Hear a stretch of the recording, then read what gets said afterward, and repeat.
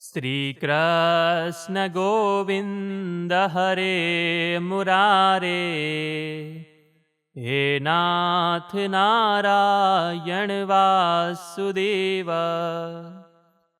નમસ્કાર મિત્રો, સૌપ્રથમ આપ સૌ લોકોને આજની પવિત્ર પુત્રદા એકાદશીના અમારી ચેનલ તરફથી જય શ્રી કૃષ્ણ. મિત્રો, આજના આ વિડીયોમાં આપણે આ એકાદશીનો મહિમા કથા સાંભળીશું તથા આ વ્રત કરવાથી શું ફળ મળે તે પણ જાણીશું. ટૂંકમાં કહીએ તો આજે આપણે આ એકાદશીનો સત્સંગ કરવાના છીએ. તો જે કોઈ વ્રત કર્યું હોય ન કર્યું હોય, માત્ર આજે એકાદશીનો સત્સંગ કરે છે તો પણ વ્રતનું ફળ મેળવવાને તેઓ ભાગીદાર બની જાય છે. તો આવો સૌપ્રથમ આપણે એકાદશી વ્રતની કથા સાંભળીએ અને એ પછી વિસ્તારપૂર્વક આ વ્રતનો મહિમા, વિધિ અને વ્રતથી મળતા ફળ વિશે વાત કરીશું.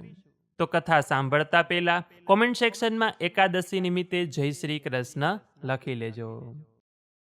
તો હવે સૌ લોકો હાથમાં તુલસીપત્ર કે ચોખા રાખીને મારી સાથે આ કથાનું શ્રવણ કરે અને કથા પૂર્ણ થઈ ગયા બાદ તે તુલસીજી અને ચોખા ભગવાનના ચરણોમાં અર્પણ કરી દે.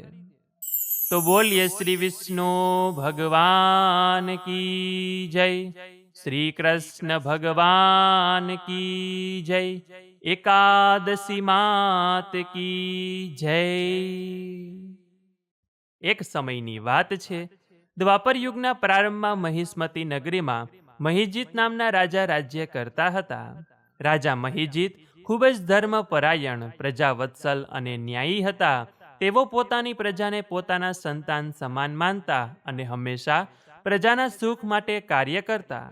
તેમના રાજ્યમાં કોઈને દુઃખ ન રહે, કોઈ ભૂખ્યું ન રહે અને કોઈ સાથે અન્યાય ન થાય તેનું તેઓ ખાસ ધ્યાન રાખતા હતા. રાજા પાસે ધન દોલતની તો કોઈ કમી જ ન હતી. તેમનું રાજ્ય સુખી અને સમૃદ્ધ હતું. રાણી પણ ખૂબ જ સદાચારી અને પતિવ્રતા હતી. પરંતુ રાજાના જીવનમાં એક મોટું દુઃખ હતું. તેમને કોઈ સંતાન ન હતું. રાજા અને રાણી અનેક વર્ષોથી સંતાન પ્રાપ્તિની રાહ જોઈ રહ્યા હતા, પરંતુ તેમની ઈચ્છા પૂર્ણ થતી જ નહોતી. જેમ જેમ પસાર થતો ગયો તેમ તેમ રાજાની ચિંતા વધતી ગઈ. તેમનું દુઃખ થતું હતું કે તેમના પછી રાજ્યની ગાદી કોણ સંભાળશે, તેમના વંશને આગળ કોણ વધારશે. એક દિવસ રાજા મહિજીતે પોતાના મંત્રીઓ, પુરોહિતો અને રાજ્યના વિદ્વાન બ્રાહ્મણોને પોતાની પાસે બોલાવ્યા. રાજાએ તેમને કહ્યું કે હું હંમેશા ધર્મના માર્ગે ચાલ્યો છું. મેં ક્યારેય પ્રજાના ધનનો અન્યાયપૂર્વક ઉપયોગ કર્યો નથી. મેં હંમેશા પ્રજાને પોતાના સંતાનની જેમ સાચવી છે. કોઈનું ધન છીનવ્યું નથી, કોઈને અન્યાય કર્યો નથી અને હંમેશા ભગવાન તથા બ્રાહ્મણોનું સન્માન કર્યું છે. તેમ છતાં મારા જીવનમાં સંતાનનું સુખ કેમ નથી? કૃપા કરીને કોઈ એવો ઉપાય બતાવો કે જેથી મારા ઘરમાં પણ સંતાનનો જન્મ થાય. રાજાની વાત સાંભળીને મંત્રીઓ અને બ્રાહ્મણોએ તેમને સાંત્વના આપી અને આ સમસ્યાનું કારણ શોધવા માટે આશ્રમો અને જંગલોમાં રહેલા મહાન ઋષિઓની મુલાકાત લેવાનું નક્કી કર્યું. તેઓ જંગલોમાં ફરતા ફરતા એક દિવસ મહાન ઋષિ લોમેશ મુનિના આશ્રમમાં પહોંચ્યા. ઋષિના તેજસ્વી સ્વરૂપના દર્શન કરીને સૌએ તેમને નમસ્કાર કર્યા અને રાજાની સમસ્યા તેમની સમક્ષ રજૂ કરી. મંત્રીઓએ ઋષિઓને કહ્યું કે હે મહર્ષિ, અમારા રાજા ખૂબ જ ધર્માત્મા અને પ્રજાના હિતકારી છે, પરંતુ તેઓ નિસંતાન હોવાથી અત્યંત દુઃખી છે. અમે અનેક ઉપાય કર્યા છે, છતાં કોઈ લાભ થયો નથી. હે મુનિ શ્રેષ્ઠ, કૃપા કરીને જણાવો કે રાજાને સંતાન કેમ નથી થતું અને તેનો શું ઉપાય છે? લોમેશ મુનિએ ધ્યાન ધરીને રાજા મહિજીતના પૂર્વજન્મને જોયો. થોડા સમય પછી તેમણે કહ્યું કે હે વિદ્વાનો, રાજા મહિજીત પોતાના આ જન્મમાં ધર્માત્મા છે, પરંતુ પૂર્વજન્મમાં તેમણે એક એવું કર્મ કર્યું હતું કે જેના કારણે તેમને આ જન્મમાં સંતાન સુખથી વંચિત રહેવું પડી રહ્યું છે. ઋષિએ આગળ કહ્યું કે પૂર્વજન્મમાં આ રાજા વૈશ્ય હતા. એક વખત તેઓ ખૂબ જ તરસ્યા હતા અને પાણીની શોધમાં એક તળાવ પાસે પહોંચ્યા. ત્યાં એક ગાય અને તેનું વાછરડું પાણી પી રહ્યા હતા. પોતે ખૂબ તરસ્યા હોવાથી તેમણે ગાય અને વાછરડાને ત્યાંથી હટાવી દીધા અને પોતે પાણી પીધું. તરસથી વ્યાકુળ ગાય અને વાછરડાને પાણી પીવા ન દીધું. એ કર્મનું પાપ તેમને ભોગવવું પડ્યું છે. જો કે તેમના અન્ય સારા કર્મોના ફળથી આ જન્મમાં તેમને રાજપદ અને સુખ સમૃદ્ધિ પ્રાપ્ત થઈ, પરંતુ તે એક પાપના કારણે તેમને સંતાન સુખ મળ્યું નથી. રાજાના મંત્રીએ ઋષિને પ્રાર્થના કરી કે હે મહર્ષિ, જો રાજાના પૂર્વજન્મના કર્મને કારણે આ દુઃખ આવ્યું છે, તો હવે તેમાંથી મુક્તિ મેળવવાનો કોઈ ઉપાય અવશ્ય હશે. કૃપા કરીને અમને એવો ઉપાય બતાવો. લોમેશ મુનિએ કહ્યું કે બ્રાહ્મણો અને મંત્રીઓ, શ્રાવણ માસના શુક્લ પક્ષમાં આવતી એકાદશી અત્યંત પવિત્ર છે. આ એકાદશીને પુત્રદા એકાદશી કહેવામાં આવે છે. જો તમે બધા રાજા માટે શ્રદ્ધાપૂર્વક આ એકાદશીનું વ્રત કરો, ભગવાન શ્રી વિષ્ણુનું પૂજન કરો અને આખો દિવસ ભગવાનનું સ્મરણ કરો અને રાત્રે જાગરણ કરીને શ્રી હરિના નામનો જાપ તથા કીર્તન કરો, તો આ વ્રતથી પ્રાપ્ત થતું પુણ્ય રાજાને અર્પણ કરજો. ભગવાન શ્રી વિષ્ણુની કૃપાથી રાજાની મનોકામના પૂર્ણ થશે. એકાદશીના દિવસે રાજા, રાણી, મંત્રીઓ, બ્રાહ્મણો અને સમગ્ર પ્રજાએ ભક્તિપૂર્વક વ્રત કર્યું. સૌએ ભગવાન શ્રી વિષ્ણુની પૂજા કરી, તુલસી દળ અર્પણ કર્યા, ધૂપદીપ પ્રગટાવ્યા અને ભગવાનના નામનો જાપ કર્યો. આખો દિવસ ભગવાનનું સ્મરણ અને કથા કીર્તન કરવામાં આવ્યું અને રાત્રે પણ જાગરણ કરીને ભગવાન શ્રી હરિના નામનો જાપ કરવામાં આવ્યો. બીજા દિવસે એટલે કે દ્વાદશીના દિવસે સૌએ વ્રતનું પારણું કરતા પહેલા ભગવાનની પૂજા કરી, ત્યારબાદ એકાદશીના વ્રતથી પ્રાપ્ત થયેલું સમગ્ર પુણ્ય રાજા મહિજીતને અર્પણ કર્યું. રાજા અને રાણીએ ભગવાન શ્રી વિષ્ણુને પ્રાર્થના કરી કે હે પ્રભુ, અમારી ભૂલોને ક્ષમા કરજો અને અમારા વંશને આગળ વધારવા માટે સંતાનનું સુખ આપજો. પુત્રદા એકાદશીના વ્રત અને ભગવાન શ્રી વિષ્ણુની કૃપાના પ્રભાવથી થોડા સમય પછી રાણીને ગર્ભ રહ્યો. 9 મહિના પૂર્ણ થયા બાદ રાણીએ એક તેજસ્વી, સુંદર અને ગુણવાન પુત્રને જન્મ આપ્યો. રાજા મહિજીત અને રાણીનો આનંદનો પાર ન રહ્યો. સમગ્ર મહિષ્મતી નગરીમાં આનંદ છવાઈ ગયો. હે ભગવાન વિષ્ણુ, જે ભક્ત શ્રદ્ધાપૂર્વક આ પુત્રદા એકાદશીનું વ્રત કરે છે, તેની ઉપર તમારી કૃપા હંમેશા જળવાઈ રહે. સૌના ઘરમાં સુખ શાંતિ રહે, સંતાન સુખી અને સ્વસ્થ રહે અને દરેક ભક્તની મનોકામના પૂર્ણ થાય, એવી જ આપના ચરણોમાં અમે પ્રાર્થના કરીએ છીએ. તો બોલીએ શ્રી વિષ્ણુ ભગવાન કી જય, શ્રી કૃષ્ણ ભગવાન કી જય, એકાદશી માત કી જય.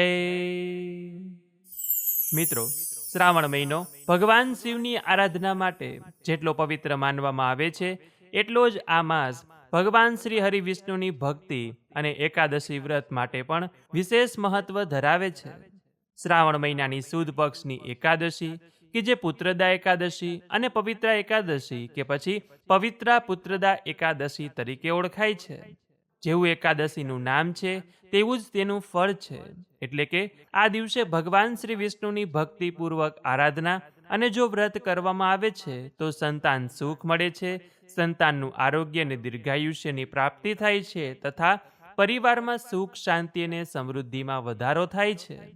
એ સિવાય પવિત્ર એકાદશી એટલા માટે કે આજના દિવસે ભગવાનને પવિત્રા ધરાવવામાં આવે છે, પવિત્રાનો શૃંગાર કરવામાં આવે છે અને જ્યાં હિંડોળાના દર્શન થતા હોય ત્યાં જે પવિત્રાના હિંડોળા કરવામાં આવે છે. માન્યતા પ્રમાણે જે દંપતી સંતાન સુખની ઈચ્છા રાખે છે તેઓ શ્રદ્ધા અને નિયમપૂર્વક જો આ વ્રત કરે છે, ભગવાન શ્રી હરિવિષ્ણુની આરાધના કરે છે, તેની સર્વ મનોકામના ભગવાન પૂર્ણ કરે છે. સાથે સાથે આ વ્રત માત્ર સંતાન પ્રાપ્તિ માટે જ નથી, પરંતુ આપણા પરિવારના સુખ, શાંતિ અને સમૃદ્ધિ માટે પણ કરવામાં આવે છે. આ એકાદશીનો મહાત્મયનો સંબંધ ભગવાન શ્રી કૃષ્ણ અને રાજા યુધિષ્ઠિરના સંવાદ સાથે જણાવવામાં આવ્યો છે. ભગવાન શ્રી કૃષ્ણે સ્વયં આ એકાદશી વ્રતનો મહિમા ગાયો છે અને યુધિષ્ઠિરે સાંભળ્યો છે. એટલે કહેવાય છે કે આ એકાદશીની માત્ર શ્રદ્ધાપૂર્વક કથા સાંભળવાથી પણ અનેક પ્રકારના પાપોનો નાશ થાય છે.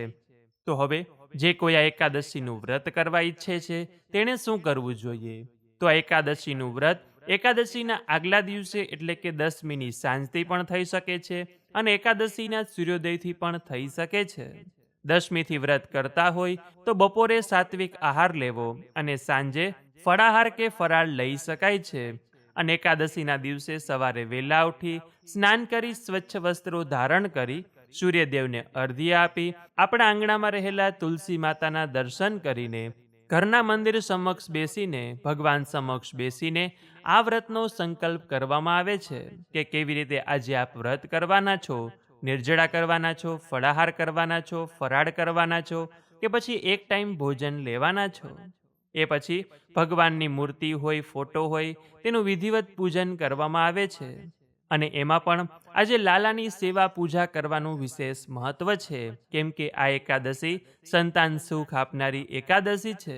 ભગવાનને પીળું વસ્ત્ર, ચંદન, ફૂલ, અક્ષત, ફળ, મીઠાઈ અને તુલસીપત્ર અર્પણ કરીને વિધિવત પૂજન કરવું.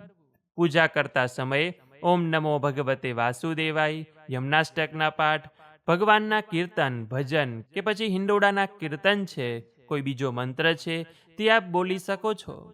પૂજા થઈ ગયા બાદ ભગવાનની આરતી કરવાની, ત્યાં બેસીને આ એકાદશીની કથા વાર્તા સાંભળવાની અને પછી ભગવાન સમક્ષ આ વ્રતમાં થયેલી ભૂલચૂકની ક્ષમા માગવાની અને પછી જે કોઈ નીતિ નિયમનો આપનો પાઠ હોય, મંત્ર હોય તે કરવાનો. અને એ પછી આજનો આખો દિવસ જે પ્રમાણે સંકલ્પ લીધો હોય એ રીતે વ્રત રાખવાનું. આજના દિવસે ખાસ કરીને લસણ, ડુંગળી અને ચોખાનું સેવન કરવું નહીં. શક્ય હોય ત્યાં સુધી અનાજનું સેવન જ આજના દિવસે કરવામાં આવતું નથી. આજના દિવસે ક્રોધ ન કરવો, ખોટું ન બોલવું, કોઈનું અપમાન ન કરવું, લડાઈ ઝઘડો ન કરવો, નિંદા ન કરવી, ઈર્ષા ન કરવી અને મનમાં ખોટા અને ખરાબ વિચાર પણ આજના દિવસે ન કરવા. એકાદશીનો મુખ્ય ભાવ માત્ર ઉપવાસ કરવો જ નથી, પરંતુ આપણી ઇન્દ્રિયો પર સંયમ રાખીને ભગવાનનું સ્મરણ કરવાનો દિવસ છે. ઉપવાસ તો શરીરની ક્ષમતા પ્રમાણે જ કરવો જોઈએ, કેમ કે નિર્જળા ઉપવાસ દરેક વ્યક્તિ માટે યોગ્ય હોય એવું જરૂરી નથી. વૃદ્ધો છે, બાળકો છે, ગર્ભવતી સ્ત્રીઓ છે કે પછી કોઈ રોગી વ્યક્તિ હોય કે જે એકાદશીનું વ્રત કરવા ઈચ્છે છે તો તે ફરાળ કે એકટાણું કરીને એકાદશી કરી શકે છે. આજના દિવસે જ્યારે પણ સમય મળે છે ત્યારે મંદિરે દર્શન કરવા જવું જોઈએ, ગાયને ઘાસ ખવડાવવું જોઈએ, જરૂરિયાતમંદ વ્યક્તિને અન્ન અથવા ઉપયોગી વસ્તુનું દાન કરવું જોઈએ. પોતાની શક્તિ પ્રમાણે મંદિરમાં તન, મન, ધનથી સેવા પણ કરી શકાય છે. અને આજનો આખો દિવસ એકાદશીનું વ્રત કરીને બીજા દિવસે શુભ મુહૂર્તમાં આ એકાદશી વ્રતના પારણા કરવામાં આવે છે. અને પારણા કરતા સમયે પણ ભગવાનને પ્રાર્થના કરવામાં આવે છે તથા આ વ્રતમાં થયેલી ભૂલચૂકની ક્ષમા માગવામાં આવે છે કે હે પ્રભુ, અમારી ભક્તિમાં કોઈ જો ભૂલ થઈ હોય તો ક્ષમા કરજો. અમારા પરિવાર ઉપર તમારી કૃપા હંમેશા જળવાઈ રહે અને અમને સદ્બુદ્ધિ, સદાચાર અને સુખ શાંતિ પ્રાપ્ત થાય તથા અમારા સંતાનોનું નિરોગી આયુષ્ય રહે, તેમનું ઉજ્જવળ ભવિષ્ય થાય તથા અમારા સંતાનોને સદ્બુદ્ધિ મળે, તેમનું નિરોગી આયુષ્ય મળે અને તેમનું ઉજ્જવળ ભવિષ્ય થાય. આ રીતે ભગવાન સમક્ષ ક્ષમા યાચના પ્રાર્થના કરીને કોઈ પણ વસ્તુ ખાઈને એકાદશી વ્રતને પૂર્ણ કરવામાં આવે છે. એટલે આ રીતે જે કોઈ સાચા મનથી, સાચી શ્રદ્ધાથી, ભાવથી એકાદશી વ્રતને ધારણ કરે છે અને વ્રતના નિયમોનું પાલન કરે છે, કહેવાય છે કે તે વ્યક્તિને એકાદશીનું ફળ અવશ્ય મળે છે. તો મિત્રો, આજના આ વિડીયોમાં આપણે શ્રાવણ મહિનાની પુત્રદા એકાદશી વ્રતનો મહિમા, વ્રતની વિધિ અને વ્રતની કથા સાંભળી. આશા છે કે આપ સૌ લોકોએ અમારી સાથે આ એકાદશીનો સત્સંગ કર્યો હશે. અને જો વ્રત ન કર્યું હોય અને માત્ર આ કથા વાર્તા સાંભળી હશે તો પણ વ્રતનું ફળ મેળવવાને આપ ભાગીદાર બની જાઓ છો. તો આ વિડીયોમાંથી નવું જાણવા શીખવા મળ્યું હોય તો વિડીયોને લાઇક કરી તમારા મિત્રોને મોકલી, અમારી ચેનલમાં નવા હોય તો સબસ્ક્રાઇબ કરી દેજો કે જેથી આવનારા અવનવા વિડીયો આપ સૌને મળતા રહે. તો આ સાથે હવે મને રજા આપો, મળીશું ફરીથી એક નવા વિડીયોમાં. ત્યાં સુધી આપ સૌ લોકોને અમારી ચેનલના જય શ્રી કૃષ્ણ. ધન્યવાદ. મારી સાથે જોડાઈ રહેવા બદલ, મને સાંભળવા બદલ આપ સૌ લોકોનો ખૂબ ખૂબ આભાર.